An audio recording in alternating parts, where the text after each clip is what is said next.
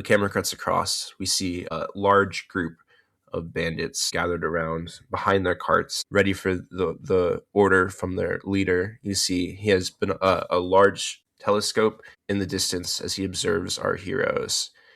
His scope comes across the front. He sees the friend. His hand goes up in a holding motion as your cart continues past.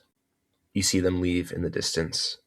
And before you, as you continue traveling, you see the signs of civilization. A small village grown up around the entryway to the river that leads to Netter's Rally. A small little border town that Plato and Rourke both recently passed through. It's known for their strong horses. They race horses that are desert ready. In this small village, the horses aren't used to navigate Netter's Rally, but this is a place people can pick up and maintain horses for traveling around. So Netter's Rally itself doesn't have horse equipment because it's hard to get the horses up the ferry necessarily. But this small town is specifically Plato, where you stopped on your way here to get the horseshoes cut up before you continued in the desert. It is right along the river. And Rourke says, we can stop there for some food, and I know a very good deal on a barge. That would be excellent. The barge should take us right up to the base of Netter's Rally, where we can use the lifts to get upward. The horses here are actually a sort of new, well, not innovation, but there are many industries that would have flourished here that could not until the coup took place. For instance, the foothills to, the border mountains is one of the places where we can actually cultivate Perian coffee. Something we can do now after the coup that was much more difficult beforehand. It's also much easier getting drugs through. Work nods. It's also much easier getting drugs through. I see many horses, and yet you knew not how to ride one when we met. No, I am not from this, well, though this was once my land, I was raised in the sluice, and we have no use for horses at the cathedral gate. They can't go up and down stairs or navigate lifts. The training here must be lacking. I'll make that judgment for myself. If you want to train our horses to be able to navigate the cathedral gates, that would really be something. Yeah, you all arrive at this small port town, the portway here at Faeriedam. The streets itself are filled with food carts. Inara, this reminds you of home. This is a very Luxorian type of presentation for shops. There aren't home businesses here. All of the bigger buildings are just homes, and then any businesses that exist here are carts. There's a large variety of carts, and they all kind of like ask for your attention as this isn't a super populated place, and you all have a friend with you, which means you have money. Groups try to yell for your attention as you arrive in town here. Sherrilyn would like to use this chaos to escape into the back of our cart to don her disguise. Absolutely. Plato is totally distracted. He's looking for one of these carts that has noodles, the kind of noodles he likes. Doesn't take long. I think you find a Perian transplant, an older woman, human, kind of like a kind face, very pale skin, definitely Perian. And her has a little sign that just says nudes, Noods. Never thought we'd have to go for this kind of product. There is a certain type of noodle common in Perian, a cold-pressed noodle that I am quite a fan of. You serve it with an eel or fish sauce and sometimes a warm broth, depending on the season. It was sort of what I was hoping might be at the feast, but instead they did that thing with the rocks. Good, excellent. While the gentlemen are discussing nudes, I am hoping it is just Inara and Sherrilyn in the cart so that Sherrilyn has some help doffing her armor and affixing this dress upon her, a strange garment with which she has no experience wearing. I think Leilani is helping as well. And I think Mikkel is turned to face the back of the cart and his face is like pressed against the wood. So he doesn't see anything. Seeing what you're doing, he just turns and presses his face against the wall. Take one look around, and I will give you the black eye. Yeah, Inara and Leilani are probably helping you, seeing you struggle, trying to figure out which end to start with the dress. They come over and try to help you get into it the right way, I guess. Oh, where do I put my head in this thing. She's like completely lost in the skirt. Just hold still. Stop fidgeting. I'm As not Inara fidgeting. starts to try to straighten out this tangled mess you've created out of the multi-layered skirts and pulls it down over your shoulders. So Neto's rally, this is work outside to Plato. Neto's rally is just like, 45-minute float. We, avoid the rinse. That being said, there's a very good brothel here. Look, unfortunately, Rourke, we do need your guardianship when we enter Neto's rally, and I would like to get there sooner than a brothel's trip worth. Please. Okay, so we're not taking all the horses, right? That's a good point. Well, we'll have to talk to Sherrilyn once the cart starts rocking back and forth. This might be a good place to not unload some of them, but stable some of them, given that this is a place where there are strong horses in Perian. It's very horses, in my experience, do not like the lift very much. That's all. But each their own. Horses are important. We're gonna need a large barge. He's like looking at the cart. We're bringing the cart, right? Mm-hmm. The cart we will have to bring, but we should maybe leave some of the horses. Like I said, we should wait for Sherrilyn. I feel like moments later, the back of the cart would just be kicked open, and she'd be standing there looking utterly horrified at herself in this dress. And it's not that feminine of a dress. Like, it's a dress, but it's not like a Cinderella dress. It's not floofy. There's no frills on it. It looks like it was made for maneuvering in. The cut of the V-neck is a bit lower than she's used to, that's for sure. And she's not exactly used to skirts, but there is some cutting there so that she may sit on a horse if she'd like, or what have you. But it is a dress, and she looks very uncomfortable in this dress. Inara's like standing, like hovering around you, trying to like straighten out certain parts as you seem to fidget with it, trying to pull the V-neck closed somehow. And she like swats your hands away and goes, "The slits on the bottom are for your comfort. The slits on the top are for everyone else's pleasure. Stop it." Also, she's like Goodness. gently slapping her hand away. Well, see, I was right about her calves. You see her gaze snap onto you. Inara in a low voice goes, "I wouldn't mention the calves unless you want her to take out her frustration with the dress on you." This is fair. This is temporary. Very temporary. Do not get used to seeing mine calves. Who would have thought you'd be so sensitive about your calves of all things? From inside the cart, we hear, "Can I turn around now?" Yes, Ord. He turns around and walks out of the cart. You weren't even in the... Oh my god. As he looks up and down Sherrilyn and kind of like covers his mouth a little bit. No. Her Yeah. facial features wrinkle as she turns and looks at him. He like covers his other eye that doesn't look like a black eye and takes a couple steps back. Well, Sherrilyn, we were just discussing how this might be a good place to stable some, or perhaps sell some of the horses that we do not need to drive the cart. They would be happy here. Takes a look. She surveys the land which the horses are living on. Does she judge them worthy? There's some grazing fields as the riverbed touches the sand base here. It's definitely much more horse appropriate climate as you get closer and closer to the Perian ways here, except for the mountains, of course.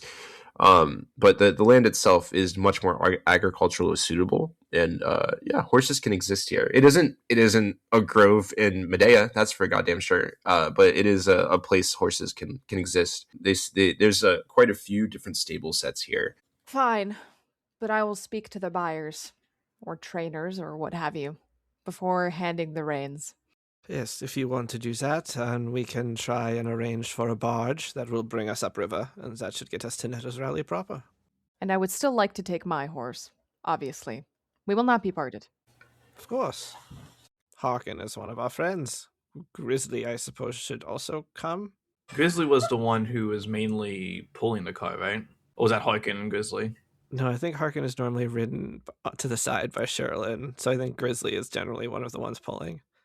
We have Grizzly, we have Livia, we have Reyna, if you recall, the one that was almost killed by those bugs. Maybe we should let Reyna rest here. Retire in Perian, and Strictus, who we had previously sold, not even given, but we had sold it to Rourke. So technically, Rourke owns that horse. I want to take my horse with me very much, but my apartment, it's a penthouse, and I don't know how I could get the horse up there. I have been thinking about it. Perhaps you can get your investment back. Yeah, it's a good idea. It's a good idea. This is a strong horse, good horse. He like wraps his thighs around it and tightens it for a second. Is a war horse.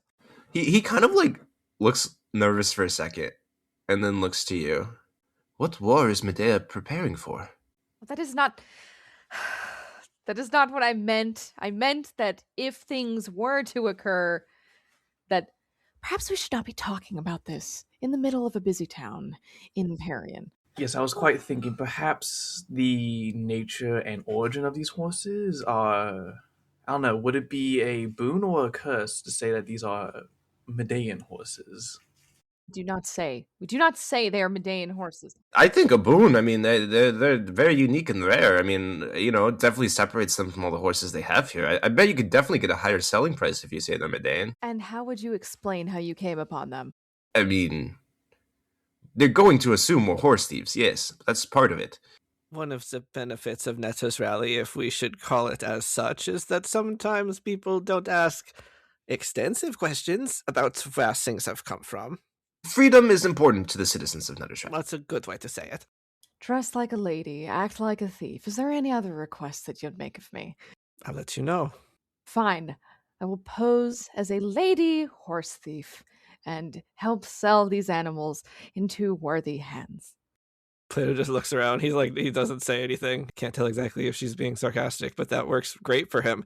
Is there someone here at the stable that we see? Yeah, there's a couple of different stables here. There you see the closest one to you is labeled Old Pasture, and it's actually a horse retirement center. It says that.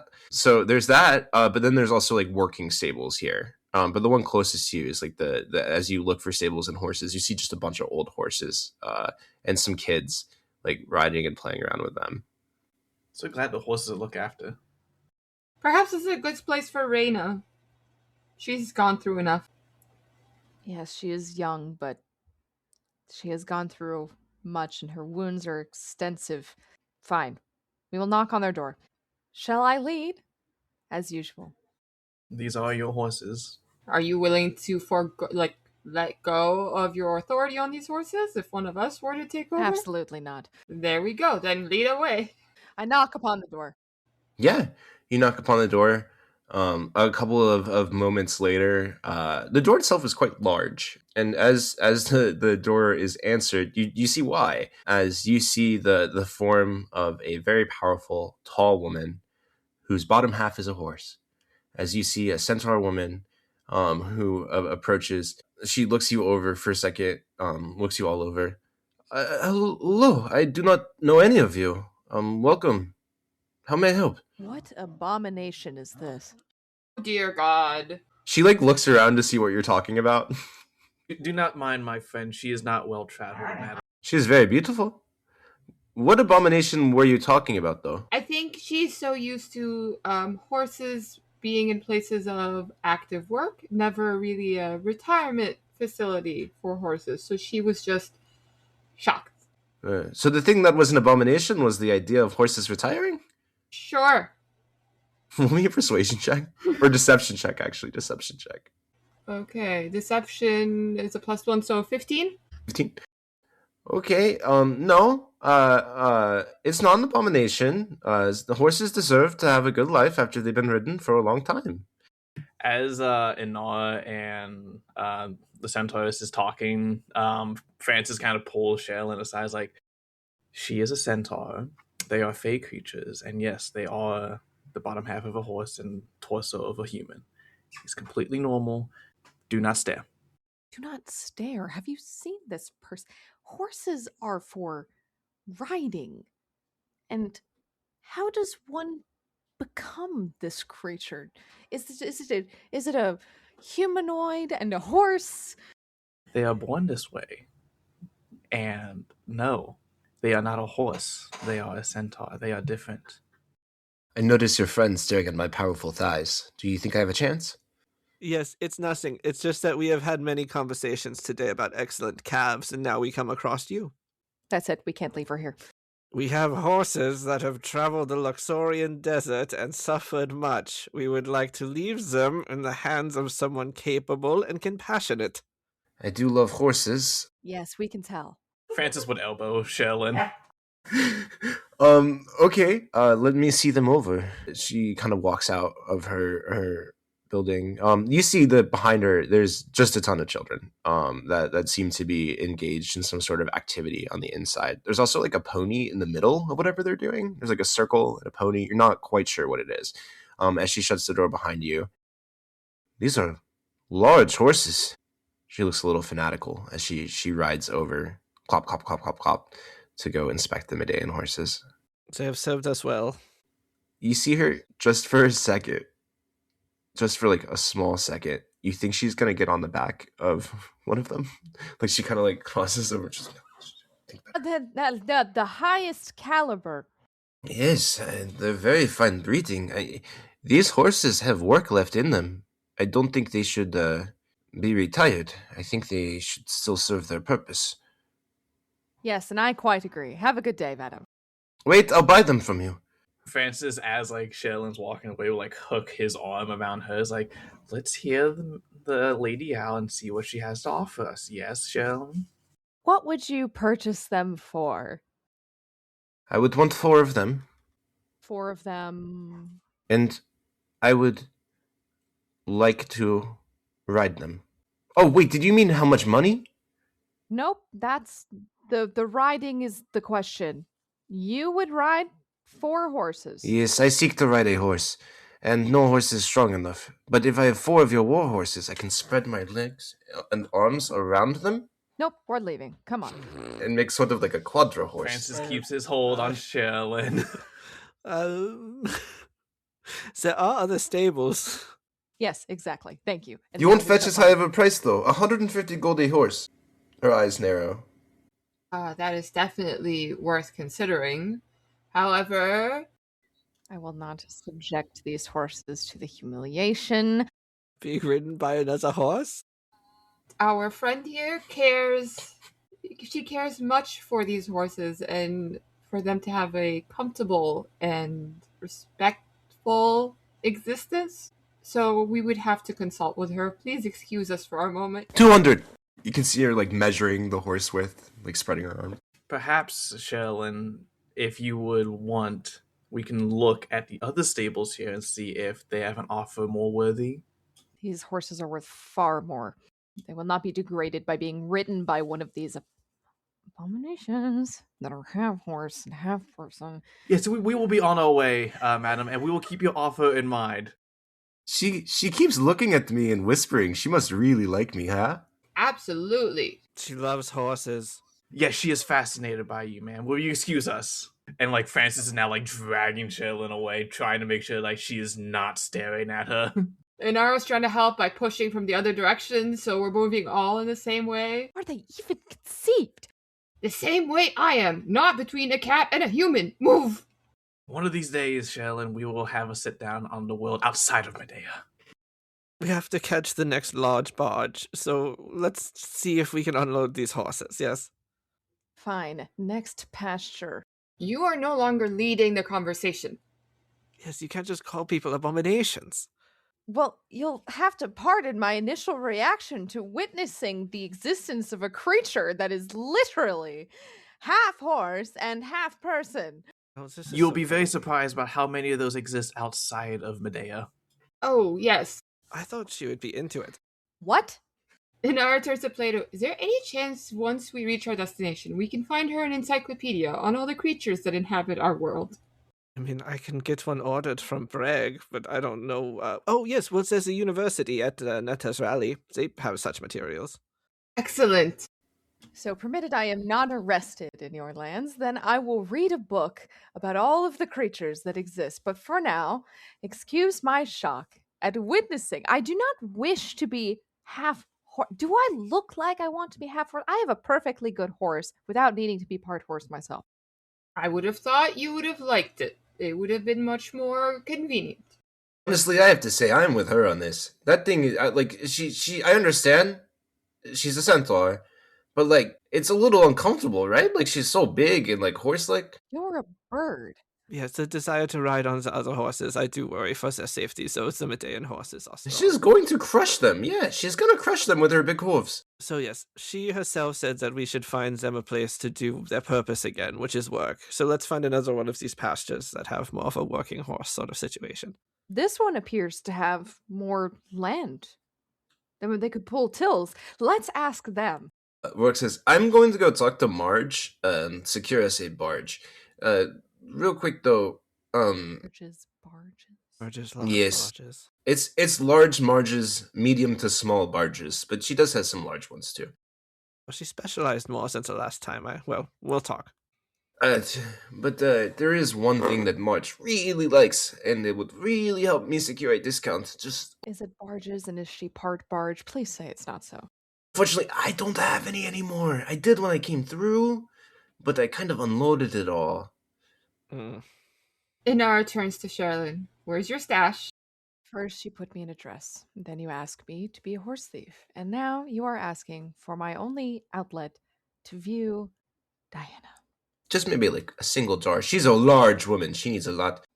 Well, first of all, we didn't ask you to be a horse thief. We asked you to pretend to be a horse thief. Second of all, Look, 1 second. I go into the cart and I pull out the slip that I got that I was going to give to Ord. I think I've got 2 jars of what was left on the counter, and I bring those out and will offer one over to Rock. He takes it. I did not realize you had... Okay, no, thank you. This will be great. I'm going to get us as large of a barge as Marge has, okay? Yes. All right. He rides off. You guys go to the second horse place. Totally normal place run by a family, human family. They raise horses and have for generations. They raise and sell kind of the strongest desert horses in this area, and would happily buy your horses for 150 gold pieces a pop. 200. And tack.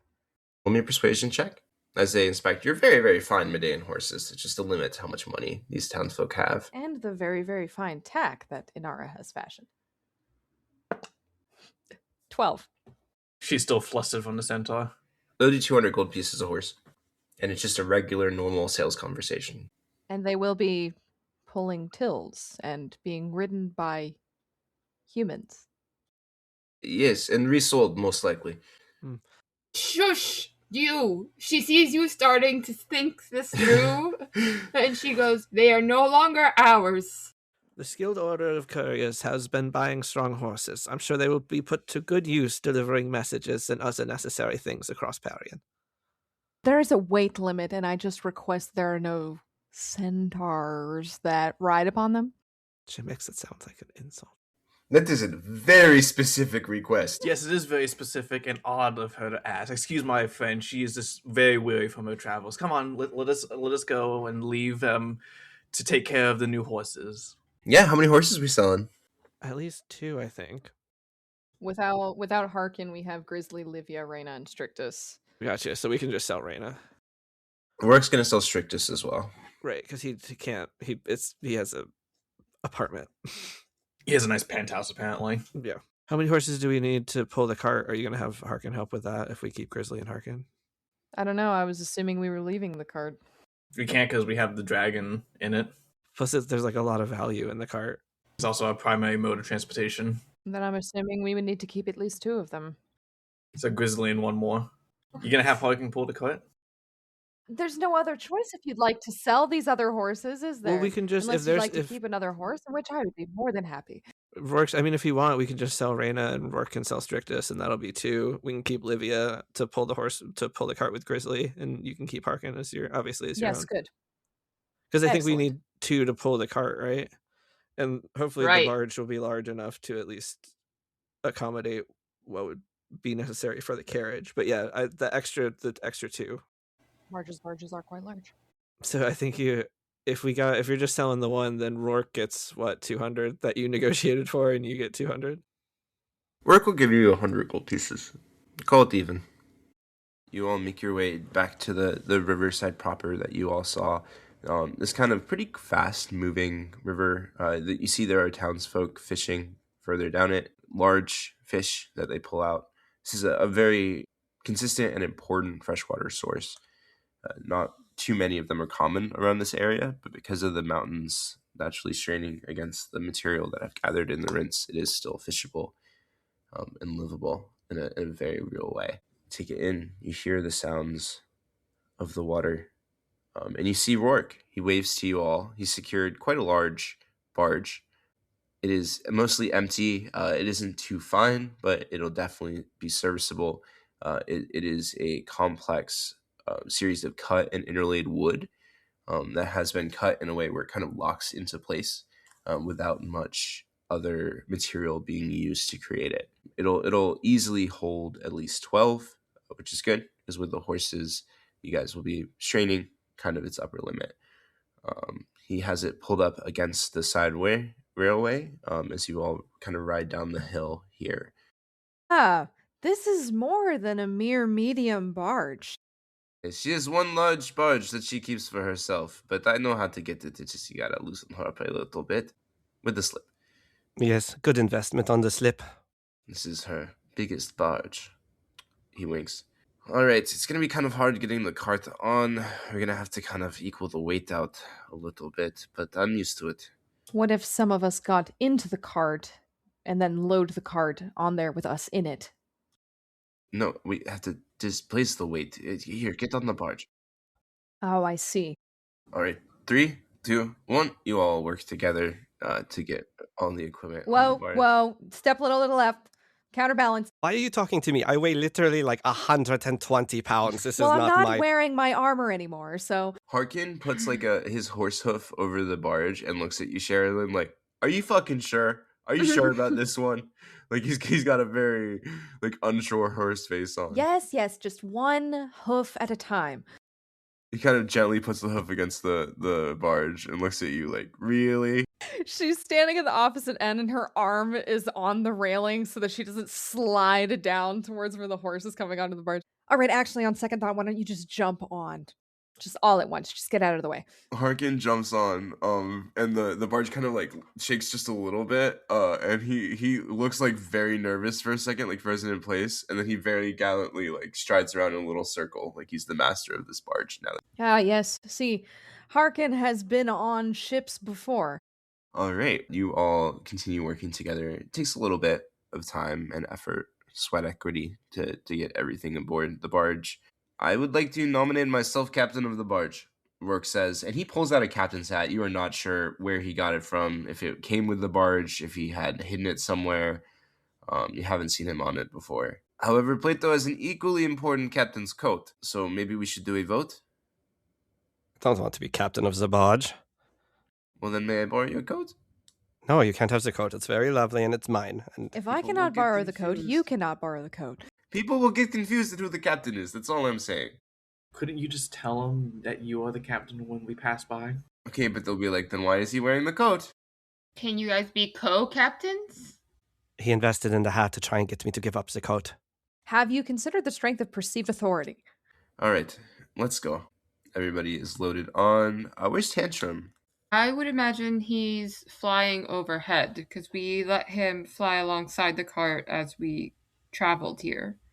I think a small crowd has drawn on the riverbank on the opposite side as you guys are leaving, as it took you a little bit to set up, and Tantrum's kind of been swirling overhead in circles. I think there's a lot of kids gathered, and everyone's watching. Is that really a dragon? Is that a dragon?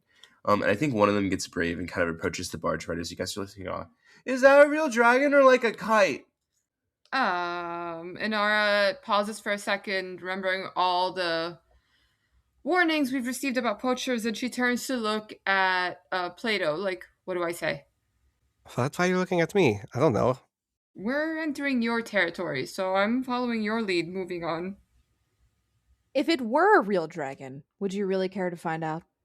It might eat you. You trying to intimidate a child? Ah! The kid runs away. He was brave enough to come ask, but not to deal with the consequences of potentially being eaten. Well, that takes care of that. So, for future reference, we need to deal with your treatment of animals and young children. Good to know. They're much the same. Oh dear. In the meantime, perhaps we try to lure Tantrum back into something a little more stealthy before we head across the border proper. Inara tries whistling for him to see if he'll respond to this. I can't whistle for shit, me nada, so... Go ahead and roll me an animal handling check. I mean, I've been feeding him, he slept on me, I would hope he would respond. Oh shit, that was a 19 on the die, so Damn. 19. It was going to be so good if that was bad. He's going to chase that little kid that was running away from you. Oh, fuck. Okay. Yeah, he definitely responds to the whistle. He comes kind of right away. And he's, again, not a good flyer. Still doesn't, the physics of how his body is holding himself in the air doesn't super calculate as you look up, as he kind of just like falls a little bit and then recovers and glides and falls a little bit as he makes his way to you. As you all reach into the water and begin, the barge moves much quicker than you'd expect as you all begin floating down this wide riverway that cuts through the mountain border of Perian and Luxoria. Rourke kind of steadies himself on his feet. Mikkel and Leilani emerge from the cart so that they can take in the riverway. I certainly hope none of you get seasick. Leilani says, I don't know. I don't have any experience with this. Inara's hanging off the edge of the barge, like, precariously leaning over the railing, and she's like, yes, we've never been allowed to do something like this before. Well, if you are, I'm sure it will make itself readily known soon enough. Yes, if you start to have a headache and dry mouth, then I would advise looking at the horizon. So far, so good. If you look down deep enough to the river, as we sort of descend into the chasm in Perian, you may see some of the owls, the great eels. Inara leans forward. This becomes the Altide channel. She leans forward even more, trying to catch a glimpse of them. Can we fish one? We'll be going, like, right through them. You will definitely see them. No, can't fish. Too big. There are some saberfish in this area, bigger than swordfish. Delicious eats. Could try and spear one of those. These are not the eels you like to eat, then. Oh no, these eels would be quite cross with us if we were to eat them. They are an important part of the entire ecology of Eastern Perian. They were beloved of my ancestor. Are they sentient? I would say not on the same level as dragons, but some of the older ones hold a great wisdom. Fascinating. There is a druidic circle that cares for them out here. So there are some colonies that exist on their own. So not something I can try to catch and experiment on. Oh no, we are talking eels the size of a city block. They do have some in captivity at Trident Academy, though. Have not even properly entered Perian, and my lady Inara is already trying to experiment on the creatures that live there. I've been here before. My mother would never take me. To be fair, I did promise Inara a set of pure samples of, eel extract once we were somewhere where they were more readily available. And you were lambasting me for giving her a dragon. I promised this to her long ago. It is directly related to her interest in the slip. If you all wanted to sell the dragon in Nether's Valley, I think I could definitely find a buyer, by the way. I think that is the farthest from anyone's intentions. Yeah, Inara gives him the dirtiest look. She's like, I'd sell you before I sell Tantrum. Hey, that's not legal anymore. Yes, perhaps we shouldn't be making jokes about selling humanoids while we are in Perian. Or elsewhere. I don't know, they're pretty much a hit. You know, it said just long enough tragedy plus timing. We get a lot of mileage from slavery jokes. No? Okay. See that beautiful mountain there? I once tried to climb that when I was younger. I fell, but thankfully I did have wings. And yet we've never seen you fly. I can fly. All right. He flied briefly once to deliver a drop kick or to come up aisle of stairs at some point. I'm happy to see Captainhood has turned you into such an effective tourist guide. I mean, this is like my main route. So is the barge is just going with the current, right? Yeah. There is as you do see, the current is quick and moving, but every now and then the barge kind of drifts to the right or left, and you do see along this entire route downriver, there are these massive chains built into the wall, these series of chains that line the kind of riverbed wallways here as the cliff sides rise around you all, as the riverbed is heightened by the geography. Plato regards these when Rourke says his things about slave jokes. I think there is no time appropriate for jokes like that, and I make a lot of jokes that are inappropriate. Did you ever come this way before, Rourke? Before you were free? Yes, this was a common way. We wouldn't have the barge then. We'd hold on to the chains against the riverway. You were a slave, Rourke. Young, yes. I got out early, found my way into an organization that valued my skills, and I worked to free as many as I could. The organization with the butt symbol. Yes. When we reach Netezrali, I will send a letter to Arede. We'll see about your sister. He doesn't know how to respond to that. His face kind of goes still, and he just kind of looks off into the water for a little bit. Oh dear, seems I've touched a nerve.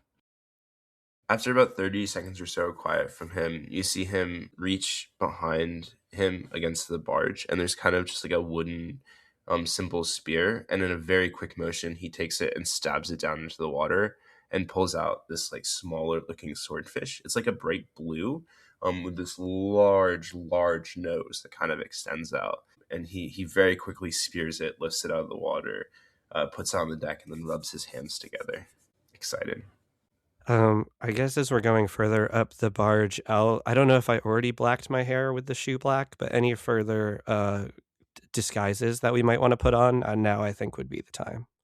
I think the dress is very sufficient for me. Yeah, I think Sherrilyn was the biggest one. Yes, I am also now 10 AC down from 16, so please don't get used to this. Francis, what's your passive insight? 15. As you guys have been traveling on this bargeway, it's really hard to tell with the friend because the armor is such that it covers their entire face, body, expression, and all of that. But with a passive 15, you feel their stare on the back of your neck. You every now and then you turn to them, positioned kind of near the front of the barge, their hands gently crossed in their lap. But every now and then you see them like very slowly move or very quickly move their head back to the front of the ship. They definitely were just like staring at the back of your head, and that like kind of keeps happening as you travel. Francis would let it happen like one or few times, like, okay, he's probably just like checking on the group, but then like every time like he feels it and like he looks around and notices that he's not looking at anyone else, he would kind of very like nonchalantly just like walk back and stand beside the friend and kind of like in like a very hushed tone as like, is something I can help you with, friend? The friend regards you, looks at you, and then kind of like looks down for a second, and then looks back up. What is your name? Francis. What is your last name? He kind of like squints his eyes down at the friend and being like, might I ask why you're asking? I am just curious. It is Thon. The friend nods. Can I show you something, Francis, Thon? He doesn't get any closer to him, but he kind of pivots so that he's more forward facing towards the friends. Like, what is it you have? It's special. Here, let me show you. And the friend kind of like leans over where their armored pocket is. Where is everybody on the ship? Since Rourke is captaining, Sherrilyn will be standing closer to the front beside her horse, between Harkin and Rourke. Inara's still at the railing off to the side, closer to the front of the barge as well, keeping an eye out for these eels that they mentioned. Leilani and Mikkel are next to you as well, pointing out different fish they see. Mikkel seems pretty excited. He's definitely recovered from whatever malaise had affected him previously. Leilani's kind of asking him questions about Perian, more interested than you've seen her before, now that you're actually crossing into it. Plato? I suppose I am also nearby to the ill-looking party. I am also maybe playing it a little cooler, but I would love to see one of the patron animals of my family. So I'm in that area. All right. Francis, the friend is inviting you to lean in closer as they reach into their pocket. Their right hand kind of like digging in. Like, come here. He's not going to like physically get closer, but he is going to like kind of like make it the perception of like he's bending over without like actually getting closer to the friend. Roll me a perception check. The perception check will tell you why she talks like the orphan from The Orphan. 23. With a 23, you do see what's happened here a moment before, and I'm going to give you, it would normally be versus AC, but I'm going to give you a dexterity save here. As you see, the friend reaches into their right pocket and pulls out a small peach blossom petal with their right hand to show you it.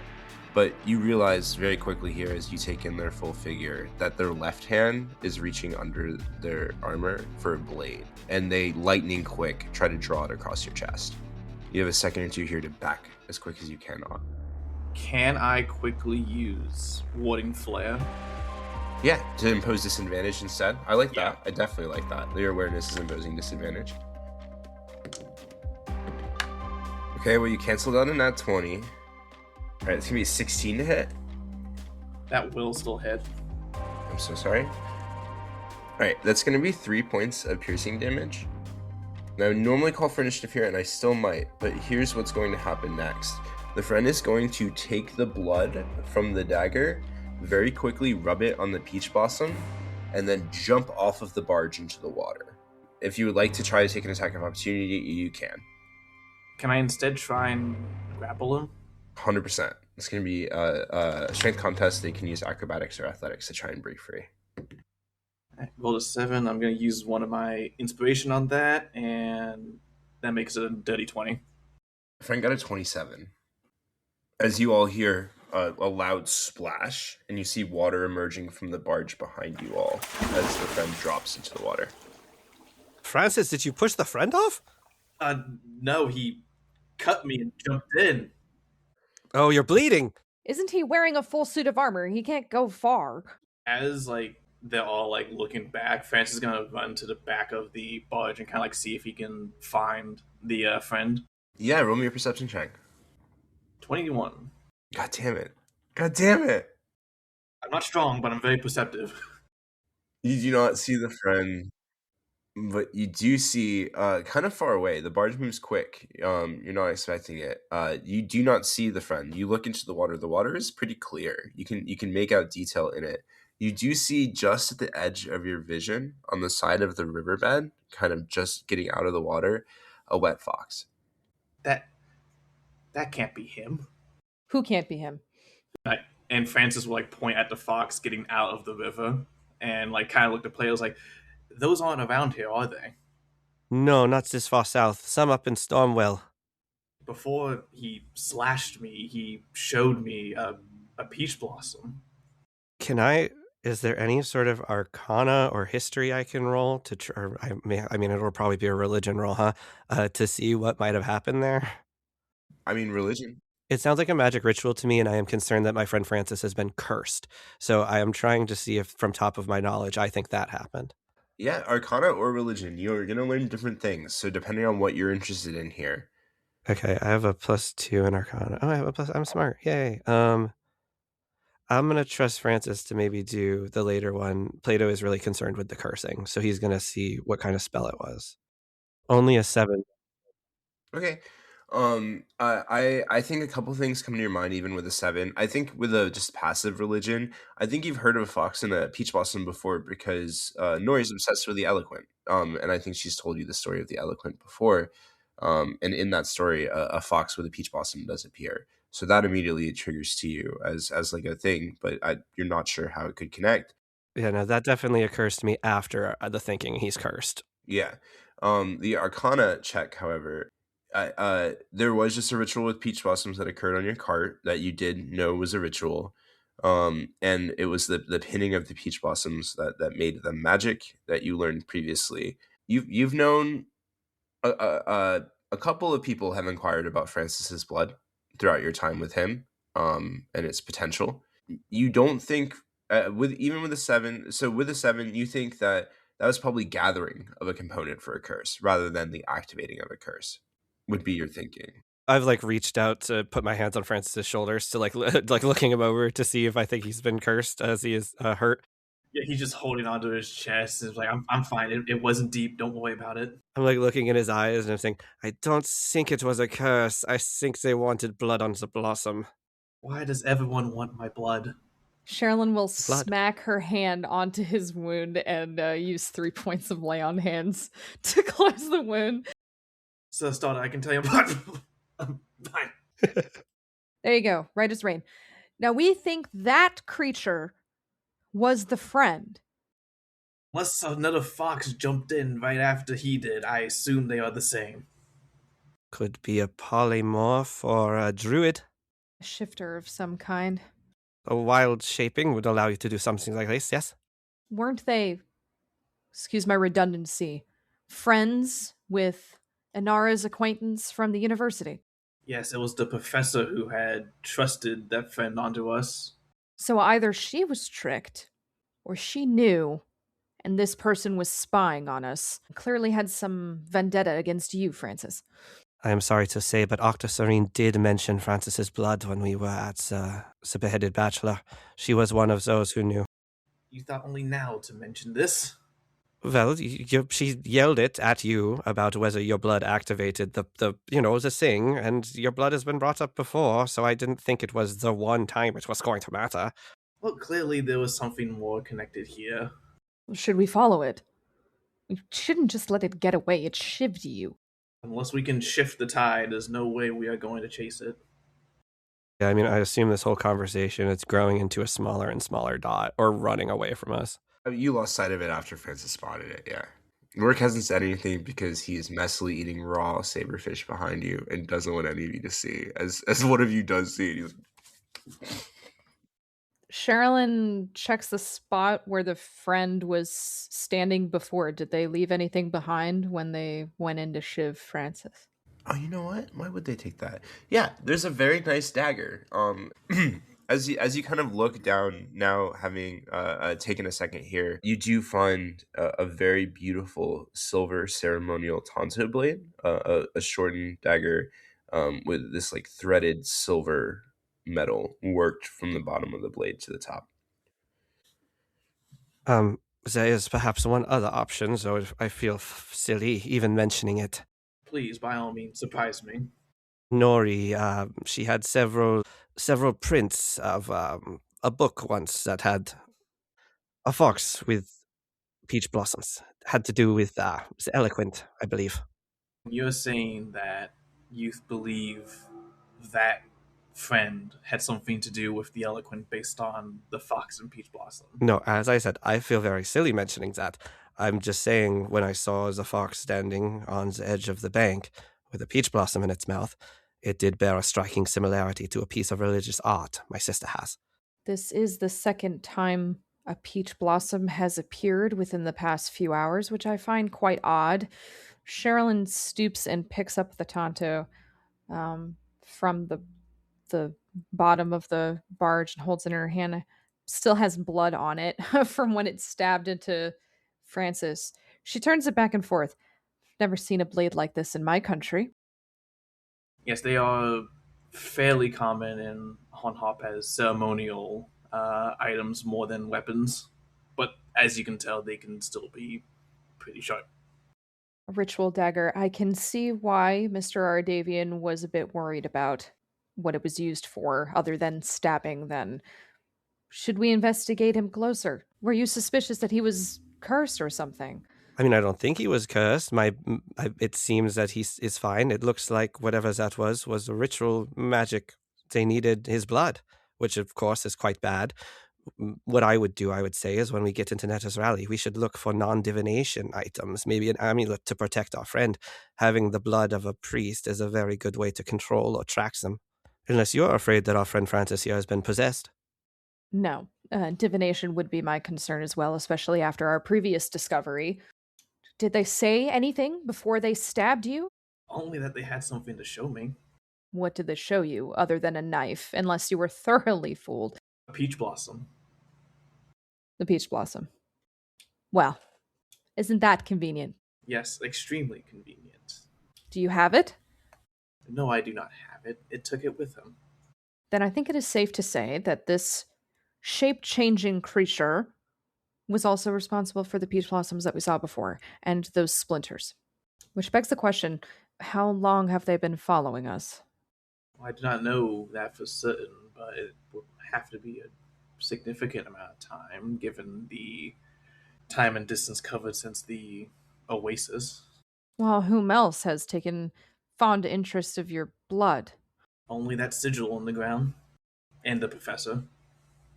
It is maybe of no surprise that the Min blood is well sought after.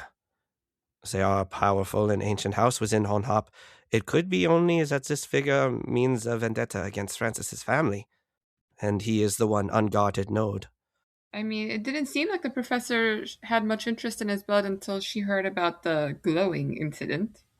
Yeah, now that you mention it, the lover's censer and the sigil are both magical items that reacted to Francis's blood. Sorry, censer didn't react, but she thought it would react. So still an important scientific point. Plus, if it was a vendetta against my family, I feel like I would be the least valuable for them.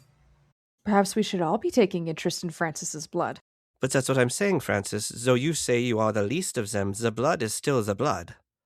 I think is interested in other fluids, yeah? Rourke. Or that's actually Mikkel. Worse. Well, they're to be married. That is still... Idiot. Francis looks at Miguel and gives him this very stern look of yes, we are technically still betrothed as of the peace meet. However, that is hardly the time or place now, is it? I feel like this isn't the right occasion to be talking about this. Mikkel leans over to Leilani and says something in her ear, and Leilani giggles a little bit and then covers her mouth. So the better question is, as we are entering Perian, how do we know if this shape changer takes the form of someone else and tries to shiv you again? I don't think we can know that. We're just going to have to stay hyper vigilant. And Inara says that with a bit of a grimace because she's the most distractible person alive, and so she already knows she's going to fail miserably at this. I mean, we can always just make sure that no one gets within shanking distance of me. That seems like a tall order, and I am not dressed as a guard anymore. At least they're only interested in his blood and not all of ours. Yes, I would say maybe they already got the blood. Hopefully they will not come back for more. What's wrong with my blood? Whatever comes after them retrieving my blood is what concerns me. Yes, that I do worry about.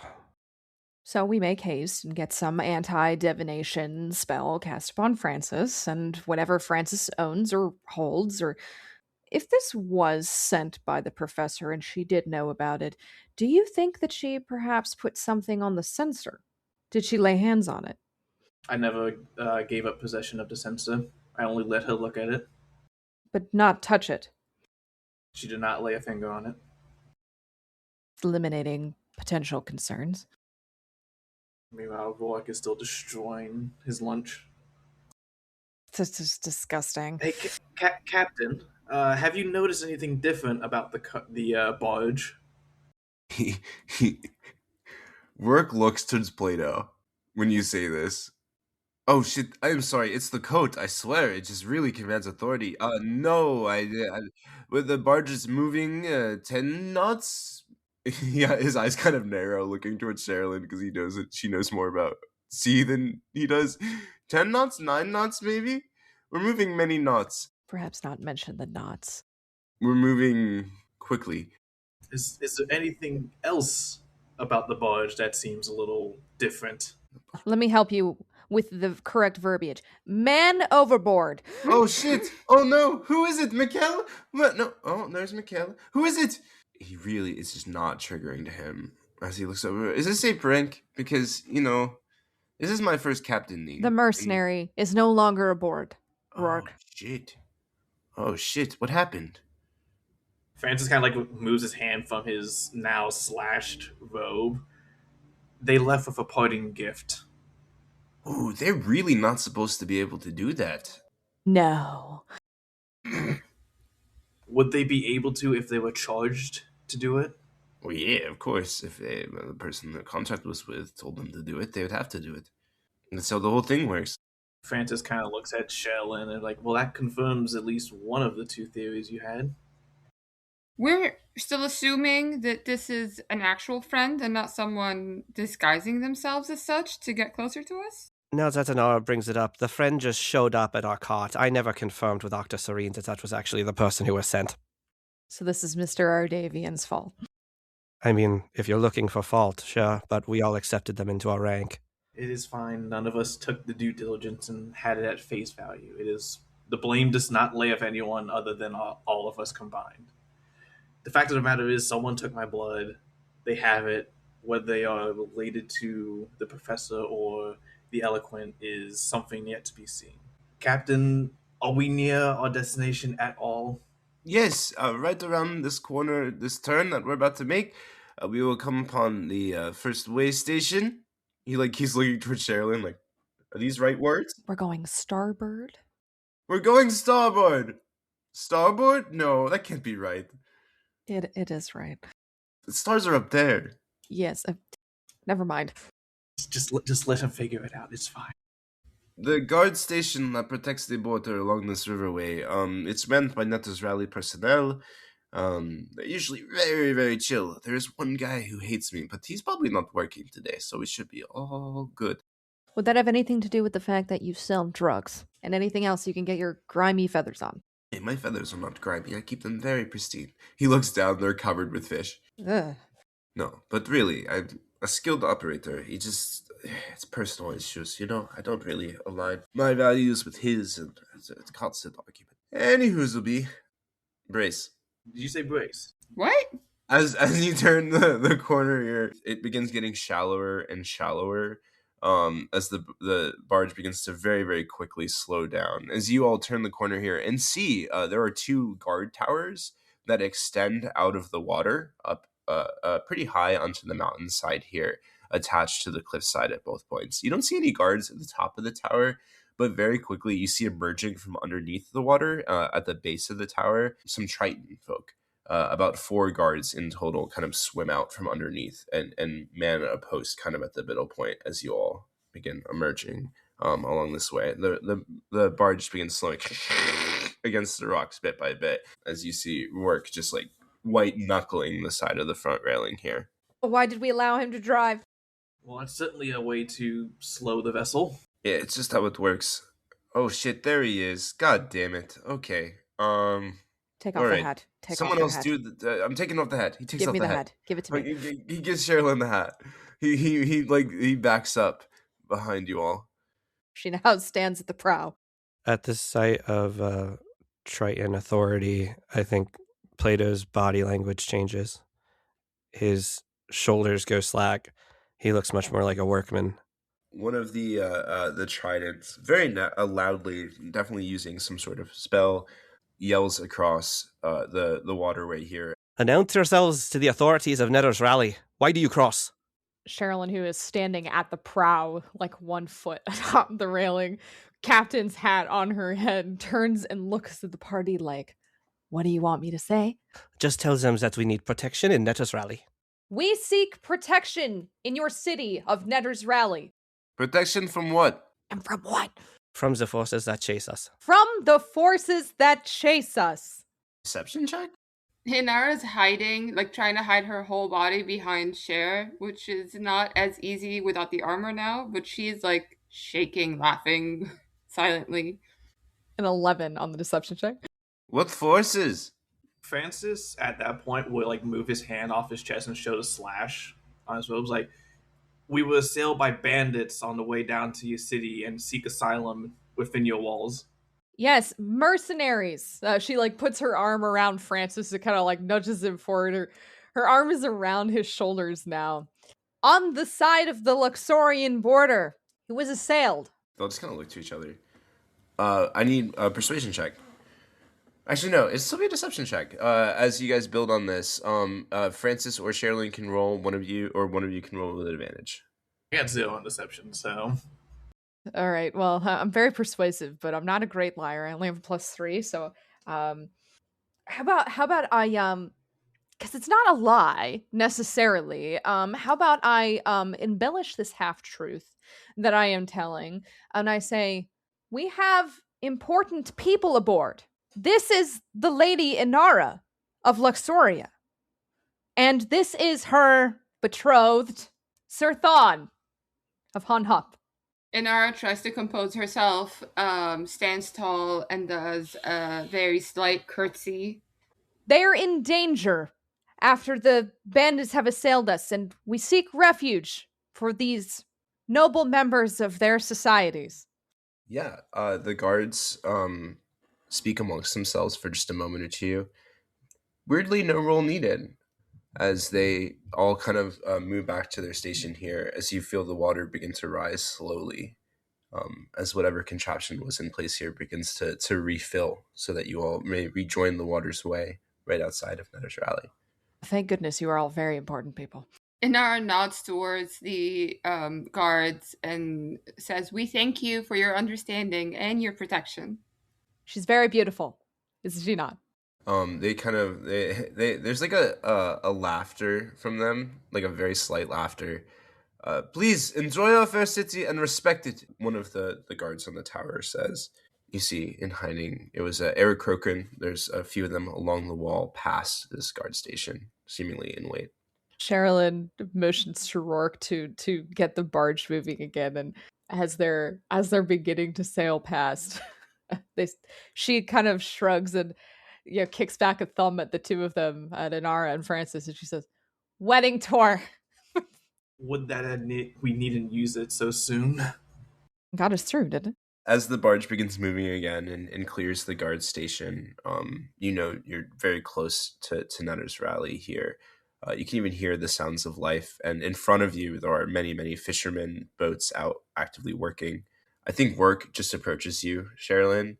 I do not know if you heard my warning about the group operating right now in Netter's Rally that seeks royals, and maybe we shouldn't have led with, we have very important people on this barge. Well, I didn't mention the most important person, so... That's a good point, Yep. May I have my hat? I was just getting used to wearing it. I think I'll keep it. It matches the dress. Also, you forfeited your right to wear the hat when you failed to get us through. This is all fine. Eat your fish. Did you all want to see the eels? They're just ahead.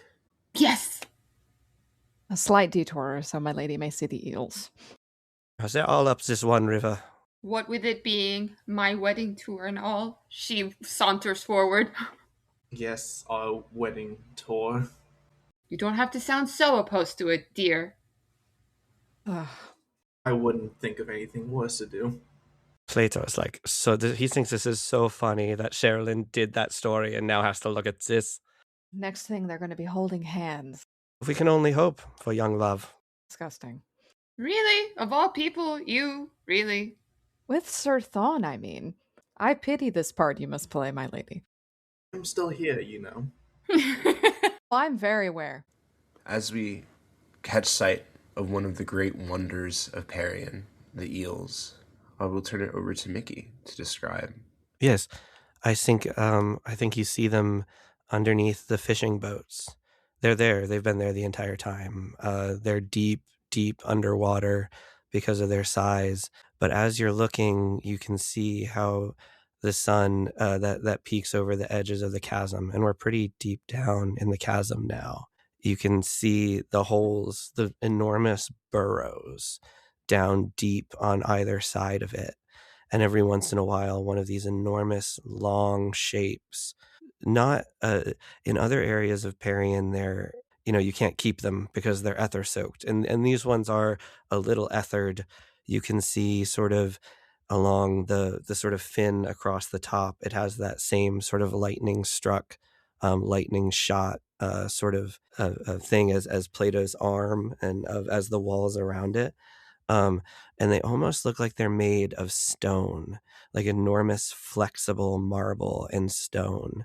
There's a translucence, a marble type translucence to their scales as you see them down there moving in this just deep deep current. But they're so big that every once in a while, like you see the fishing boats atop wobble as the current below is disturbed by one of these enormous creatures.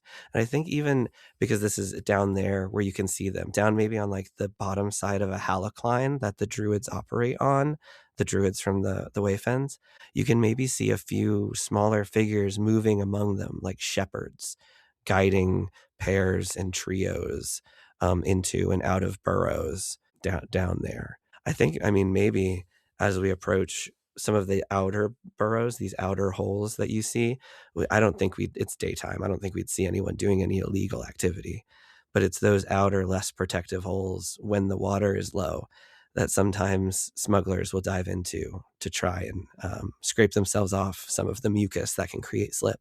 But it's all right there at the base, at the burbling base of the waterfalls, and then as you see the base of the waterfalls, you look up them, and you see Netter's Rally.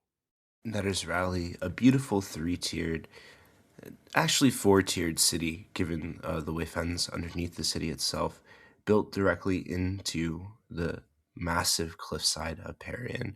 This entire city is very lively and exists around this massive waterfall that makes up the center of it.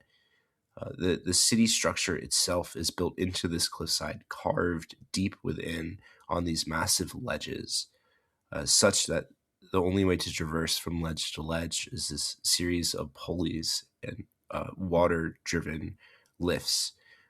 Unless, of course, you're one of the many common Aarakocra that make this city home. This city is filled with folks and species that aren't commonly found in other places in Boromina.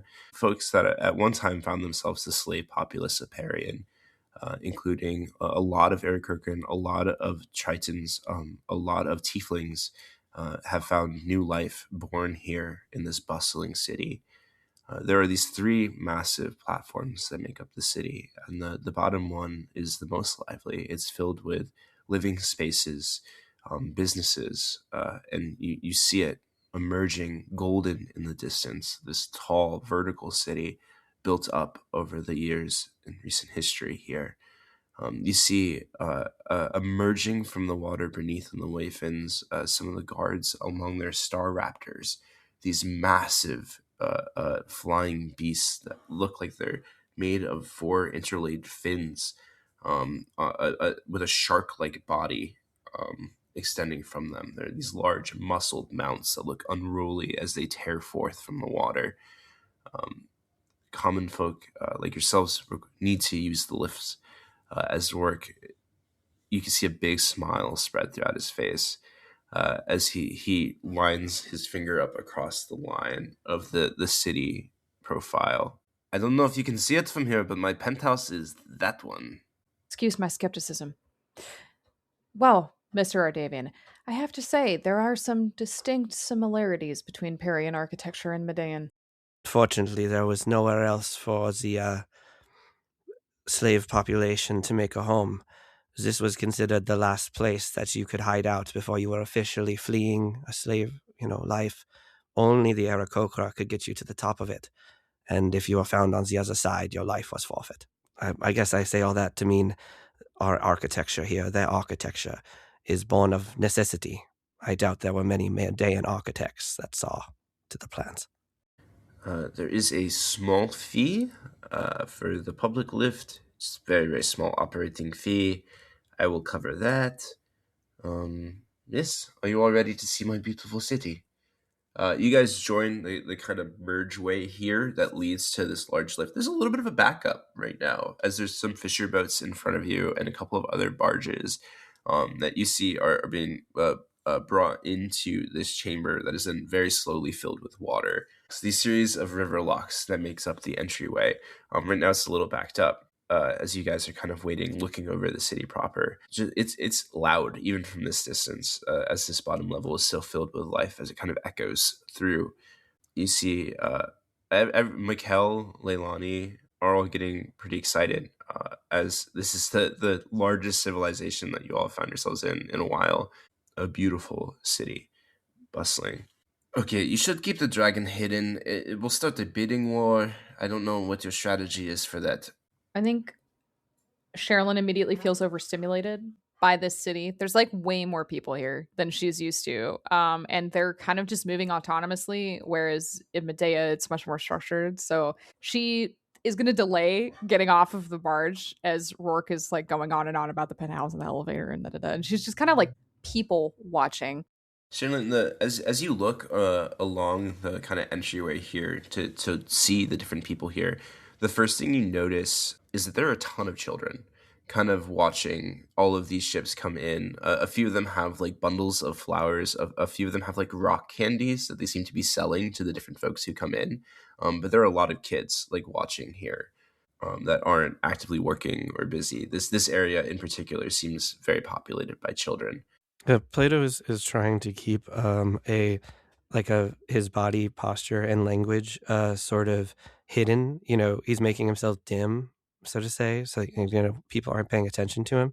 But he's also just so happy to be back in like this city is not one that he spent a lot of time in, but like he can smell cooking squid, and maybe there's some coffee he can get here soon. And he wants very, very much for this barge line, to be moving quicker so that he can get up there to his beloved places. I think if he sees the children, he'll comment to Inara or whoever's keeping step with him and Rourke, and be like, "Children of Zaku, when slaves were freed, they had families." These are their professions now. No, what? Why are they selling things? Are they merchants? Were they told that they must work? No, just children trying to make extra pocket money or help out at home. There is a entrepreneurial spirit here in Netto's Rally. Many stores, businesses have popped up over the last decade. I'm just saying, look, they're all right around 8 to 10 years old, all born at the time of Zaku. They make money for themselves and not the collective. What now? Inara turns to look at you. Well, you are told what you will work in my country, she says a bit under her breath. You are told what you will do from a young age, and then the money that you make goes towards the collective and the Hierophant and those assigned under him, and then your livelihood is provided for you. I think you'll find that the rest of the world around Medea is a little more liberating than what you're used to. I hardly see how this is liberating. You have children selling candy. Choice. Yeah, it's so They horrible. want to. So, Sherrilyn, you can say that as negatively as you want, but it still doesn't sound bad. Netto's Rally is a city of free will. These people are done working for others. They're still selling. Never mind. Doesn't matter. I have to say, I've of course been in and out of the city a lot. It has never been this slow to fill with water. Something must be up. Yes, what is going on? There's much more efficiency in the wonderful systems of Netto's Rally. Maybe even your harbor masters can be overwhelmed. Is it okay maybe if I don't wait with you all? Stretch your wings. I think we can wait going to your penthouse. Potentially investigate the reason for the delay and report back to us if possible. And we will sort out what to do with the dragon. Yeah. I'll go see what's up, and then I'll come back, say what's up, and just look for the tallest, biggest penthouse on the eastern wing. I think I can see it from here. He kind of leans over and points towards this housing district. It's pretty far in the distance, but you do see in the set of housing, there is one that is just a big birdhouse. I see you are very distinct in your architecture as well. How does one get to your penthouse if they don't have wings? I have a rope. Dear God. We love climbing up and down ropes. No, I'm just kidding. I have a lift system. It's real easy. I host parties there all the time. We will unfortunately find that there are many places in Netto's rallies that are elevated, so to speak. It is an Aarakocran place first. So long as I have no force pushing me off a ledge, I think we should be okay. I think your more recent concern should be not getting stabbed again. I have many concerns on my mind right now, and all will take equal precedence in my eyes. Any of these birds or children could be out there waiting with a knife to stab you. Francis, roll me a perception check as you take in all of these birds and children. Which one of these birds and children have a knife? I would say maybe be wary of child gangs. They can be quite aggressive. 18. 18. Your eyes sweep across. You're like looking. You see a kid right in the middle. It's a young like half orcish kid. He's got these kind of long tusks. And you look across and he is holding a knife in his right hand. And then you realize that right behind him is a board like covered with knives that he's like bringing with him. He's just like a child knife salesman. As you kind of like exhale a little bit as you see him go by. This is not going to go well for me here. Yeah, Rourke flies away. He lifts off the ground here and he flies over to the way station, the lock center here to figure out what the delay is. While we wait for him to do that, Inara's gonna make sure that Tantrum is secured in his cage and that the coverings are all in place so that no one can really see what's inside. Yeah, you find him weirdly cooperative. Usually you have to like offer him some raw meat. As he takes in the crowd, you think maybe he's feeling a little bit of what Sherrilyn was feeling, and that this is way more people than he's ever seen before. I am nurturing kinship with myself and animal kind. You're reaching quite the understanding. Mikhail approaches you, Plato. Sarah Davian? So I never went to Weathercall Academy, or I am not a sir. That's a good point. Weathercall Academy was my question actually. Am I returning?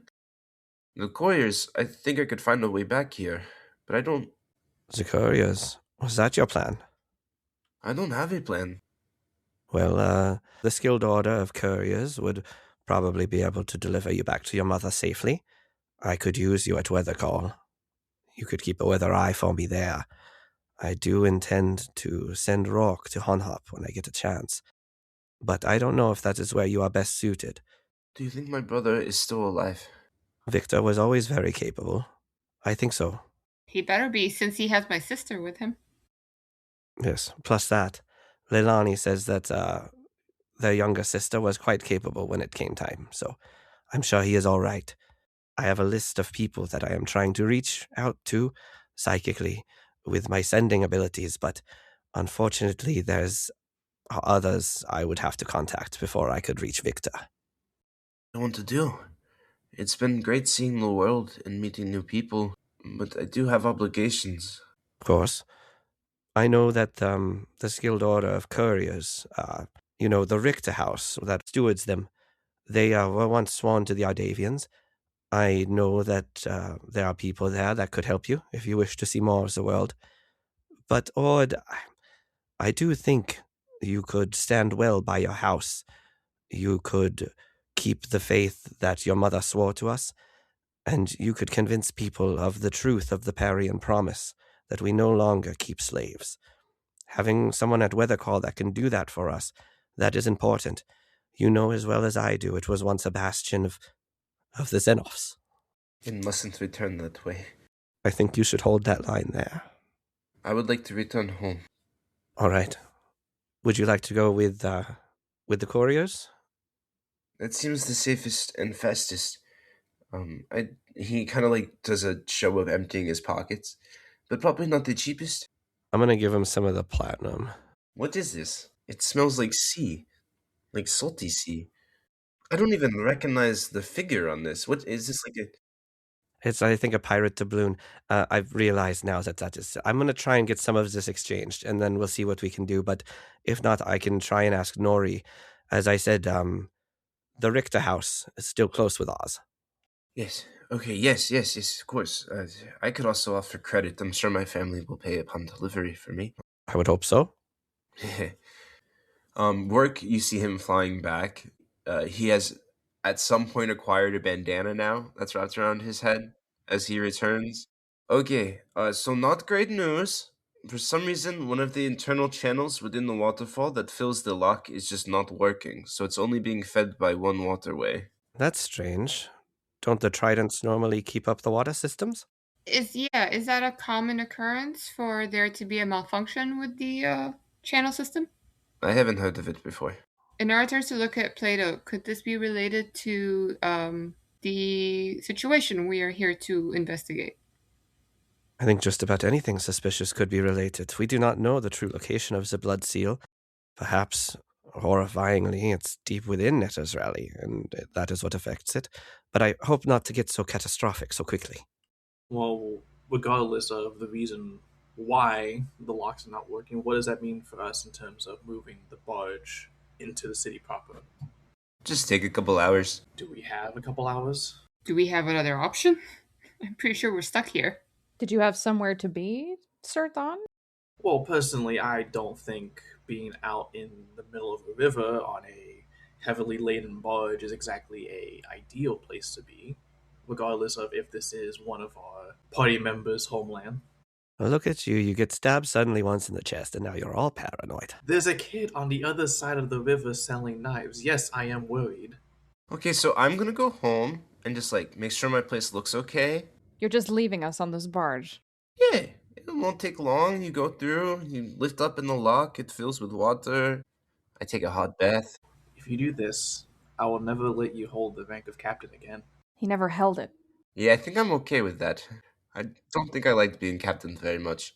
Speaking of which, Mr. Ardavian, perhaps I could help you with your currency exchange issue. I am interested to hear how that will take place. Well, as I said, I am not educated as an actor and have spent no time acting. However, I do think I pulled off Horse Thief quite well, so if I can pull that off, then perhaps Pirate Captain? How will that help me exchange the platinum? Well, your suggestion of the existence of pirates implies there are other actual pirates, so perhaps there are people interested in these who will trade them for currency that we can use? I was just going to go to a moneylender, but I suppose if we want to be more low-key with it, we can look in the lower parts of Netta's Rally. It's a cacophony of people amongst the bars there that might trade. Bars, you say? Yes, but to be honest with you, this might be best valued by a historical individual. They might have money value beyond just what they express in themselves.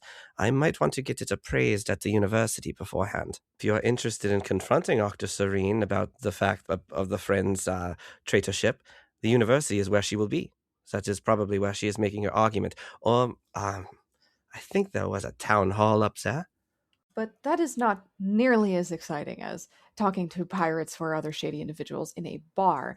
And I have to say, I'm not that invested in whether or not Sir Thon does meet the end of a knife again. I am, considering he is one of us now. You don't have to play this part, my lady. I mean, you don't actually have to get married. Regardless of whether our relationship proceeds in that direction or not, Frances is a friend. She looks at you like, come on. And I'm not exactly sure how going to speak with the pirates of Netta's Rally gets us closer to the blood seal. Well, we don't know where the blood seal is located. No, but it might get Sherrilyn closer to a bar. I feel like shady individuals might have better information than those educated. They have boots on the ground experience. I mean, getting the coins appraised at the university does not mean we cannot go investigate the bars and see some of the, let's say, less popular sites of the city. I'm sure Rourke can tune us into a certain criminal element. Yes, he seems well connected in that way. Yes. Also, my background is criminal, and I think he's literally my crime connect in this city. You all are now probably about third in line to enter this lock system. You see there are a lot of folks actively working to make this work. You see there are Triton folks diverting water from underneath the waterfall through water shaping to try and fill it faster, just to get people through this line. At this point, you guys hear like a slight knocking on the left side of your barge as you see this younger turtle man has kind of like popped his head over with his left and right arm. Hey. Hello? Hey. We're offering a premium service today and today only. We haven't seen one of you since we were in... His eyes kind of narrow. What service? Yeah, we'll occupy your barge all the way up, and you guys can just take the quick pathway. What pathway? Up the rail there. We'll bring you over to the dock, and you can take the lift for people. And you have something for us to sign, presumably? Yeah. Sorry, pardon me, sir. We are traveling with special cargo. I unfortunately think we must tend our boat all the way up. I am interested in what is causing this maintenance delay, though. Big rock collapse. You said important cargo? Important to us. Exactly. Thank you, Inara. All right, well, we do offer also protection services. A one-stop shop. What are your qualifications? I know the city real well. And that's it? His eyes kind of narrow again. And how many years experience do you have? At what? Protection services. I'm just the front man. I'm just the seller. My big group behind me, they're the real protectors. She looks behind at this group that he's talking about. Well, not physically behind me, miss. You're a real literal one, aren't you? Some say. Okay. I only hold this out for the special few. But for just a 15 gold price, you can skip the line. We'll move your barge right in front of these other barges. I think we're fine where we are. Inara says as she puts a hand on Sherrilyn's shoulder, knowing that Sherrilyn may not have much experience with hagglers and such. You'd be surprised. With that, as Inara's hand alights on her shoulder, she casts Zone of Truth on this person. I think seeing the spell cast. I think you cast Zone of Truth. Here, let me roll. Yeah, he definitely fails. I think he just goes, I'm a con man, and then jumps in the water. Well, that takes care of that. Damn.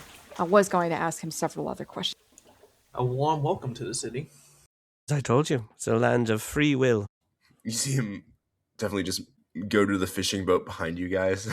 Because in the channel here. Yes, and I'm sure everyone is much happier for that freedom. They are.